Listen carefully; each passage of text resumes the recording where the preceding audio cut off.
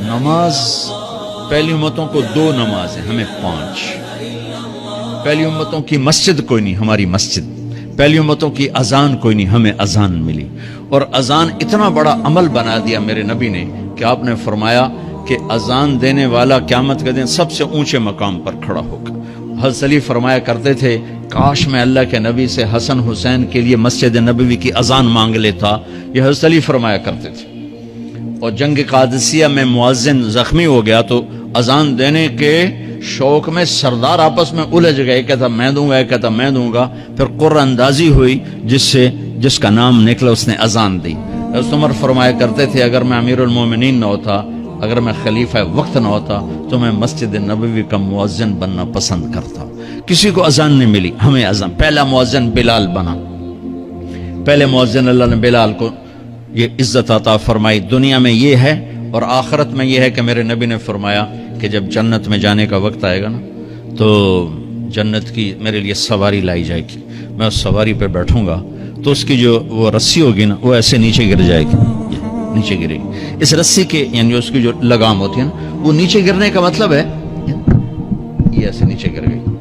اب نیچے گرنے کا مطلب ہے کہ اس کی ڈرائیونگ میرے نبی نے نہیں کرنی، کوئی آنے والا ہے، کوئی ڈرائیور آنے والا ہے جو رسی پکڑ کے چلے گا، کوئی کوچبان آنے والا ہے جو اس کو پکڑ کے چلے گا۔ رسی کا گرنا ایک انڈیکیشن ہے کہ کوئی نصیب والا اب آئے گا۔ جب آپ کی سواری کھڑی ہوگی، رسی نیچے ہے تو اب سب کی گردنیں ایسے ہوں گی، کون؟ سب قیاس کر رہے کون کون کون؟ اللہ کی طرف سے اعلان ہوگا بلال کو بلایا جائے، بلال بلال۔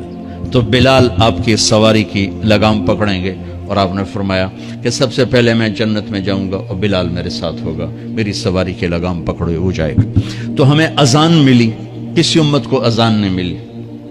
ہمیں 5 نمازیں ملی، کسی امت کو نمازیں نہیں۔ 2 نمازیں، ایک فجر کی 2 رکعت، عصر کی 2 رکعت۔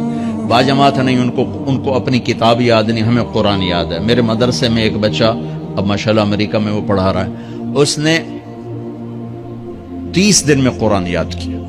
صبح یاد کرتا تھا، شام کو تراویح میں سناتا تھا۔ میرے مدرسے کا بچہ ہے، صبح بیٹھ کے مغرب تک پورا ہے سپارہ یاد کر کے اور عشاء کو تراویح میں سنا دیتا تھا۔ اللہ نے ہمیں ایسا قرآن دے دیا کہ 1 مہینے میں بھی یاد ہو جاتا ہے۔ 3 دن میں بھی ایک بزرگ نے یاد کیا، 3 دن میں قرآن یاد کیا۔ اللہ نے ہمیں قرآن کی دولت عطا فرمائی، پڑھنے کے لیے 5 نمازیں عطا فرمائی، تہجد کی نماز عطا فرمائی، اوابین کی نماز دی، اشراق کی نماز دی، چاشت کی نماز دی۔ نماز کے کتنے دروازے کھول دیے۔ اور میرے نبی کی آخری نصیحت تھی میری امت نماز نہ چھوڑنا، نماز نہ چھوڑنا، نماز نہ چھوڑنا۔ اور اس 14 صدی میں کوئی موقع ہے نماز چھوڑنے کا تو وہ میرے نبی کے نواسے کی کربلا کا ہے کہ جب ظلم بھی انتہا پر تھا اور مظلوم بھی اپنی آخری حدوں پر تھا، اور کائنات نے نہ ایسا ظلم دیکھا، نہ ایسے مظلوم دیکھے، نہ ایسی پاکیزہ ہستیاں دیکھی، نہ ایسے درندے دیکھے۔ تو سورج ڈھلا، نماز کا وقت ہوا ہے، تو آپ نے سبحان اللہ، آپ نے زہیر سے فرمایا کہ شمر سے کہو نماز پڑھنے دے۔ نماز پڑھنی ہے، امت کو پیغام دینا ہے کہ یہ کسی حال میں چھوڑنے کا کام نہیں ہے۔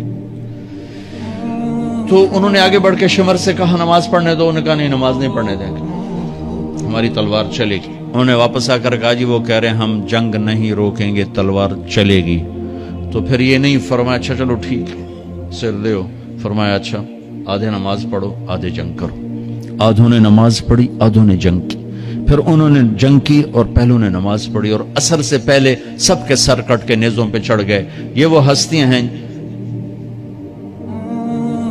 جن کو میرے نبی نے کہا میری آنکھوں کی ٹھنڈک حسن حسین، میرے جگر کے ٹکڑے، میرے جنت کے پھول، پتہ نہیں کیا کیا تشبیہات دی ہیں میرے نبی نے۔ اب جنت کے نوجوانوں کے سردار حسن اور حسین۔ اور پھر نماز نہیں چھوڑی۔ ان کو جنت کی بشارت تو ماں کے دودھ پیتے مل گئی تھی، کربلا کی وجہ سے نہیں ملی سرداری ان کو، وہ تو ان کے سر کا صحرا ہے الگ۔ ان کو سرداری جنت کے ملی ماں کا دودھ پیتے ہوئے کہ جنت کے نوجوانوں کے سردار ہیں حسن اور حسین۔ نماز نہیں چھوڑی میرے عزیزو، نماز نہ چھوڑو۔ اللہ کا شکر ہے، میں آپ بچوں کو دیکھ کے مجھے اپنا کالج کا دور یاد آ رہا ہے۔ ہمارے دور میں ایک نعیم الدین صاحب گورنمنٹ کالج لاہور میں تبلیغ کا کام کرتے تھے، اور وہ اکیلے ہی نماز پڑھتے تھے، کوئی نمازی نہیں ہوتا تھا، اور کسی لڑکے کی داڑھی نہیں تھی، کسی لڑکے سوا سے ایک نعیم الدین کی۔ اب ہر کالج میں جائے داڑھیوں والے بچے نظر آتے ہیں، ٹوپیوں والے بچے نظر آتے ہیں، کوئی لڑکی کے سر پہ دوپٹہ نہیں ہوتا تھا، کوئی ایجوکیشن تھی۔ اب لمز جیسی یونیورسٹی میں بھی لڑکیاں پورے برقعے میں ہوتی ہیں، حجاب میں ہوتی ہیں، نقاب میں ہوتی ہیں۔ جہاں برائی کا گراف اوپر گیا تو نیکی کا بھی اوپر گیا، جہاں برائی کا لیول اگر بڑھا ہے تو نیکی کا لیول بھی بڑا ہے۔ اتنا بڑا میری نسل کا مجمع اللہ کی بات سن رہا ہے، یہ اس دور میں کوئی تصور نہیں کر سکتا۔